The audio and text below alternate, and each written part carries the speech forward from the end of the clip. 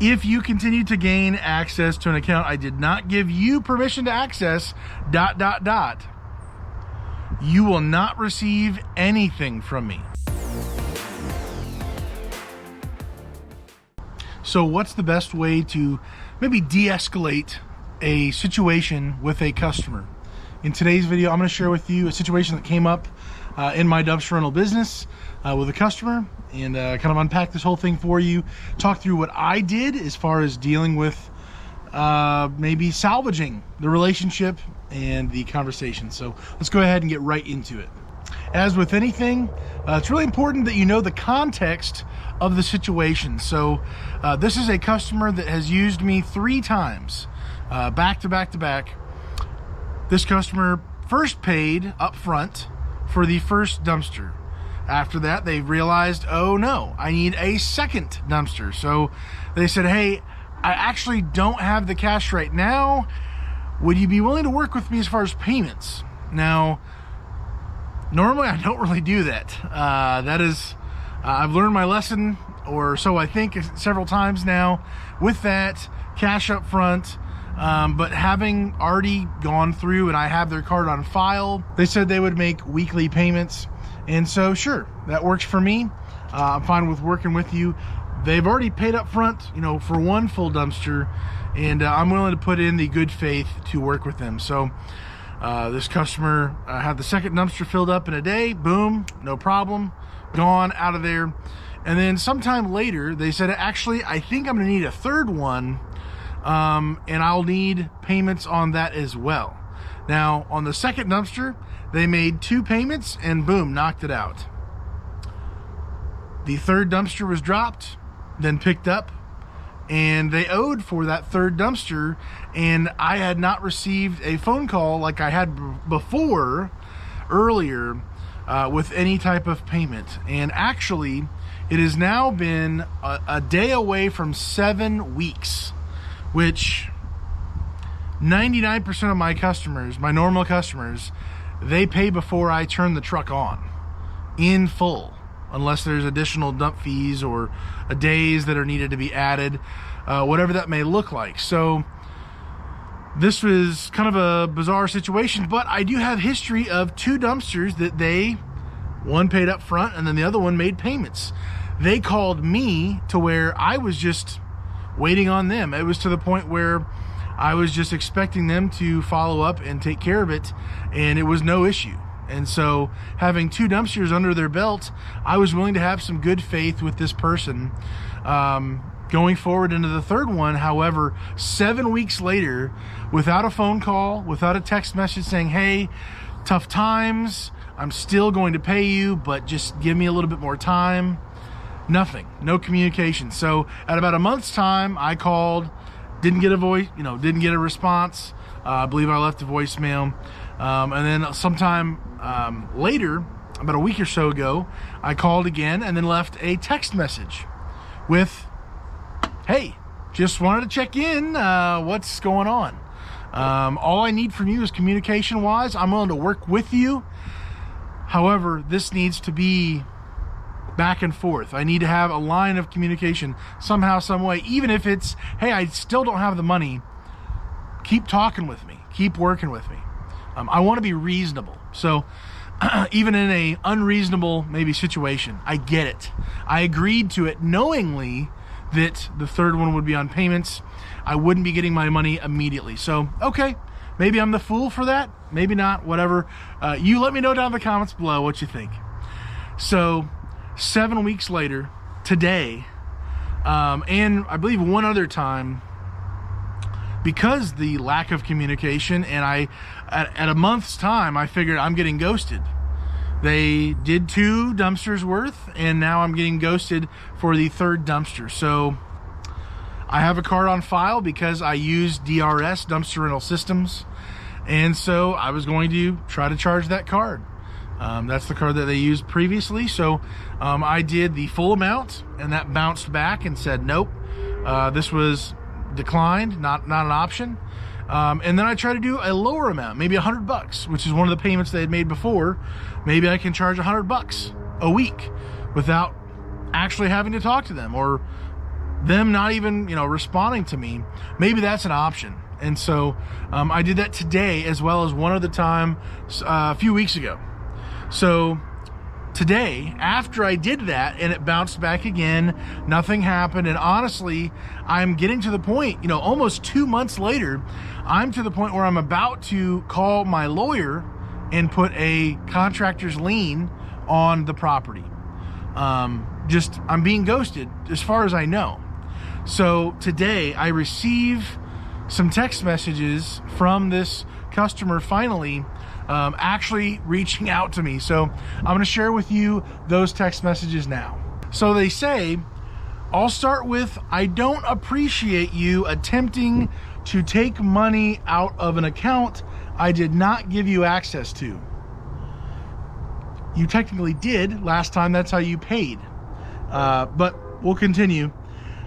Second, the account you continue to withdraw from is closed. So I'd appreciate it if you would discontinue that. As for the payment you're wanting from me, as with the last two, which is true, I will make. However, if you continue to gain access to an account I did not give you permission to access, which again, you did. I have documentation of that in the past. That's why I have the card on file. If you continue to gain access to an account I did not give you permission to access, ... you will not receive anything from me. So we've got an ultimate threat. We've got me they're asking me to cease and desist, trying to get into that account they're not associated with. It's closed. It's done with, and ultimately threatening to not pay me at all. Which I don't know exactly what they think they're going to do, how that's going to work out for them. Maybe just desperately trying to, push me back. But that was the text message I received today from this customer. And when I get, it doesn't happen that often, but when I get a message like that from a customer, from anybody in my life really, that's pretty disturbing. Kind of a threatening, withholding money that I'm owed, something that's justified, whatever you want to say. That's pretty concerning to me. And so when I received that text message, I stopped what I was doing. I was not, customers weren't waiting on me, but I stopped everything I was doing, and I just wanted to deal with it. So I responded with, hey, name, Daniel here. Thank you for reaching out. It's great to hear from you. I haven't heard from you in about 7 weeks since your last payment. I called and texted and just hadn't heard back from you, assuming I was being ghosted. I sent that in one text message, and then I sent another one. Now that I know we're still communicating, I will stop processing the card on file and wait for your next call for payment. Because again, before, she was the one who was calling me every Thursday or Friday, multiple times in a row. And she just said, I'm ready to make this $100 payment, $150 payment. Boom, boom, boom. Okay, great. Sounds good. Talk to you next week. Fantastic. I just need to know what's going on and have an open line of communication. Let me know when you're able to make the next payment and we'll be set! ! Thank you. So I tried to completely avoid the fact that not only you made a threat to me and I'm just going to ignore that, because you should be concerned ultimately that I'm going to put a lien on your house. So that's one thing. Avoiding the aggressive threat of not paying me entirely, and ultimately pointing the blame is you haven't communicated for almost 2 months, and trying to say that in a nice way where, hey, I just need an open line of communication back and forth. I'm willing to work with you, but I'm only able to do and work with what I have. And if you're unavailable, The only other avenue besides legal action is me charging the card on file and attempting to acquire what is mine, my money. So the way I handled it and the way I tried to address the things that actually mattered and not get all aggressive and I don't know, nasty about it. This person responded, absolutely. I've been dealt a deck of cards where everything is trying to take a crap. The sewer, furnace, and water heater. I've been dealing with that to get my home livable. I will keep in contact. Been up and over my head here lately. I responded, completely understandable. Hang in there and keep fighting. We'll talk later and thank you. They then said, doing my best, thank you, with a little smiley face. So I share this story with you today after, I mean, it's fresh. It's just through text message, but words matter, and how we address our customers, how we, even when they have literally 100% of the blame on them, the willingness, I went above and beyond to work with this customer after the good faith and good understanding that I've had over the last 2 dumpsters worth, and she ghosted me. I'm assuming because she's either embarrassed or overwhelmed or probably even forgot. If she's got that much going on, that much trouble, she's probably deeply just overwhelmed. And I get that. And that's, I understand. I've been there before myself. I get it. However, if I have nothing to go off of as far as communication wise, I have to do what I have to do. I have to take some action. I am also not a loan company. The value of money not being paid has a value. As far as charging interest, I'm not a bank, and it costs money to be able to be waiting on her to do these things. And I'm trying to be gracious and work with her. However, I need communication if I'm going to go above and beyond and try to work with somebody. So in this situation, I think this could have played out many different ways. Depending on how I responded, how aggressive I was. If I maybe tried to call her and say, hey, you need to pay me my money, blah, blah, blah, blah, blah. Ultimately, I need a quality line of communication on a regular basis, consistency, just knowing what's going on. $20 payments, $50 payments, I frankly don't care. What I care about is ultimately not being disrespected and my money actually eventually coming to me. I literally asked for the situation as far as, or I agreed to it with giving extended time. What I did not ask for and extend was being ghosted.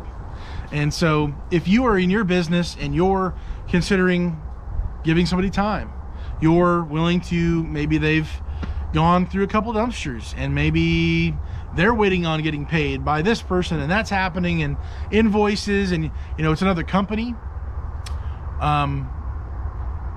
That's your choice how you deal with this. This is mine. I'm not telling you you should be doing what I'm doing. You don't have to, you don't need to, whatever. I share this story with being able to de-escalate a situation that could be explosive, where this person is threatening to withhold all of my money that I am rightfully owed, and I have documentation of the dump fees, of time in, time out, everything for that dumpster, and it could have gone much uglier. But it didn't, and it didn't have to. Being able to pick and choose your battles, that's a huge thing in business, huge thing in life, any relationship, marriage, friendship, I guess your kids, I don't know. Literally, we've got to be able to use discernment to know what to do, when to do it, and how to do it. And I believe this situation is another step of growth for me, is how I respond to people, how I respond to customers, and even though they've already potentially done me wrong, and now they're angry at me for me doing what I should be reasonably able to do. To able to stop that train wreck and turn it around into a healthy line of communication and a ways to make things right. Some last kind of comments. I do have a buddy who ran this by. He shared with me, hey, maybe this could have been avoided. This text message that was kind of spicy could have been avoided if you had texted them, even if they might not have texted back. If you had texted them, hey, I'm going to run your card. I haven't heard back from you in however long. I'm going to give you till the end of the day to respond, just so we can start talking about it, because we haven't talked in almost 2 months. If I had maybe texted beforehand, letting them know I'm about to take action, maybe this could have been prevented, and we could have had that nice conversation without the sort of threatening whatever. Or even have mentioned in that text, I don't want to take legal action, but if I don't do this, my only other step is to take legal action with a contractor's lien on your property. I don't want to do that. That's not what I'm here for. This is supposed to be a help to you because you were in need and I was trying to go above and beyond. Maybe there's a way we can talk this out before anything escalates, because that's not what I'm here for. I'm trying to be a blessing to you. I think those are great thoughts, and I'm going to probably apply that next time. Hopefully there isn't a next time, but if there is,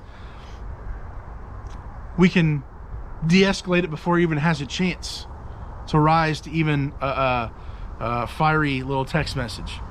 And I think that can be beneficial to me down the road. Hopefully this is helpful to you. This kind of jogs your ideas, your thoughts of how you would respond to a customer like this, or any angry customer, period. Ultimately, there's going to be people who are angry, whether they're justified or completely not. And let's deal with it in the best way possible, not flaring up our pride, but actually just dealing with the situation in a way that everybody's on the same page. We're not out for war. We just deal with this like adults and just talk this through. It doesn't need to go your pride against their pride. It's really not that serious. We can deal with it in a different way, in a better way. And I think everyone's better off. I think this person and I were in a much better understanding. The continuation of them knowing I actually am for them. I'm not against them. I'm not their enemy. We're not at odds. I just need communication as they continue to make payments to me. And we final up and finish up what needs to be done. So hopefully this was a help to you. Have a great day, guys. Stay safe and God bless.